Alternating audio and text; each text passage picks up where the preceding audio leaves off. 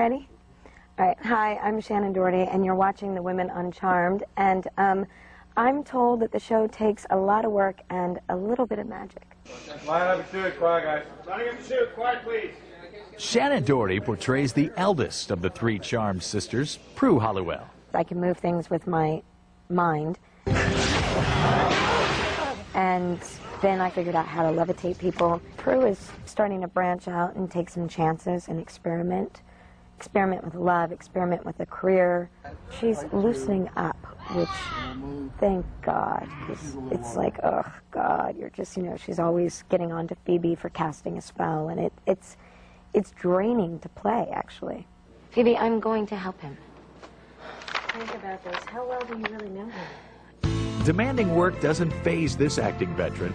Shannon Doherty began her career in 1982, starring as Ginny Wilder on Michael Landon's Little House, A New Beginning. I was 10 years old. It was a lot of fun. I loved Michael Landon. Next, she did the TV series Our House and the critically hailed cult film Heathers. But it was Aaron Spelling's Beverly Hills 90210 that made Shannon a star, though she left the hit series to make more films. And then my agent called me and said, you know, there's a TV show called Charmed. Why don't you read the script? I was like, all right. And then he told me it was Aaron Spelling, and I was like, okay. The combination is kind of interesting. Me, Aaron, back together again, Charmed. You know, I walked into his office and he grabbed me and hugged me and said, welcome back, kiddo. Shannon certainly dove headfirst into the witchy role of Prue Halliwell. I researched it until people started running away from me at bookstores because they thought that I was some scary, like, freak that was... God only knows what I was going to do to them all. And that stuff really scares me. I mean, there was like a spell in a book about how to bed down with Satan and have his child, and that freaks me out. Obviously, you know. I mean, you know, I may have hooked up with a couple of Satans in my life, but I don't really want to repeat that. Fortunately, in this episode, Shannon doesn't have to snuggle up with Satan, but rather with hunky guest star Antonio Sabato Jr. It wasn't really a love scene. We sort of ended it with a kiss, and then it cuts to us the next morning, and I'm wearing his boxer shorts. So let the audience, you know, come up with whatever happened on their own. And by the way, where were the condoms in the abandoned house? He didn't bring them because he just got out of jail. So it's all a little on the irresponsible side. So I tend to think that Prue did not sleep with him. Well, we'll see. You know, I probably agree with her, but we'll see what the public thinks. While Antonio still feels shy during his love scenes, Shannon takes them in stride. We didn't have to get half naked. We just had to make out.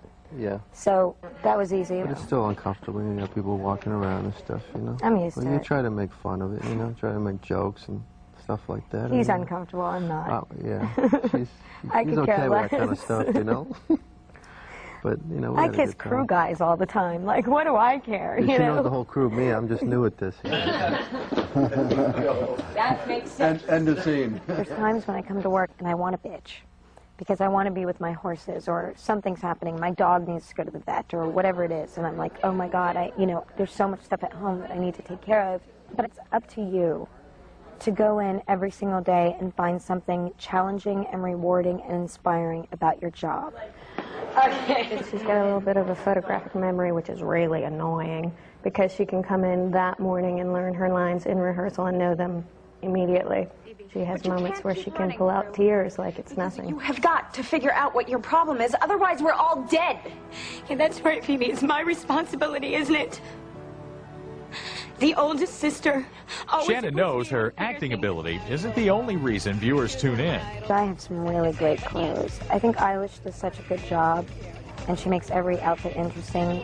Like the most casual thing where I don't have to worry about whether my stomach is sucked in or not is really nice. We did a show with Shannon, and she was playing a character as Miss Hellfire, and that was a lot of fun to do, and we had to make her almost a little trashy.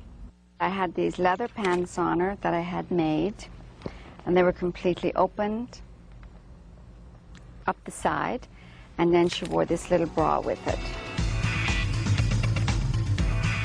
I think Hellfire is probably one of my favorites because the tone of the show changed, and it became more of what I had always wanted the show to be. The lighting got a lot darker and shadows cutting in and out.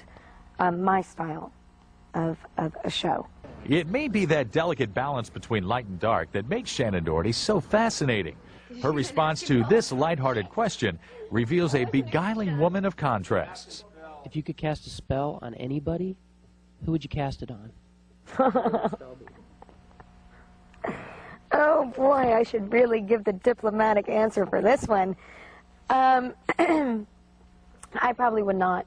There's honestly, it's the cheesiest, corniest answer in the world, which is why I hate saying it, but it's 100% true. And my dad has been struggling with his health for a really long time, and I would probably cast a spell just to heal him completely and make sure that he was healthy and would live a very long time. And then if I had like one petty one, it would probably be something vicious and mean. Cast a spell on like some guy that I can't stand. It would be some really ridiculous, vindictive, girly spell. When we return, I love playing a bad guy. the women of charm wouldn't have much fun without the sexy guys of charm. I think Dan feels like he's going somewhere with it, and then bam, it's a slap in the face. They're up next.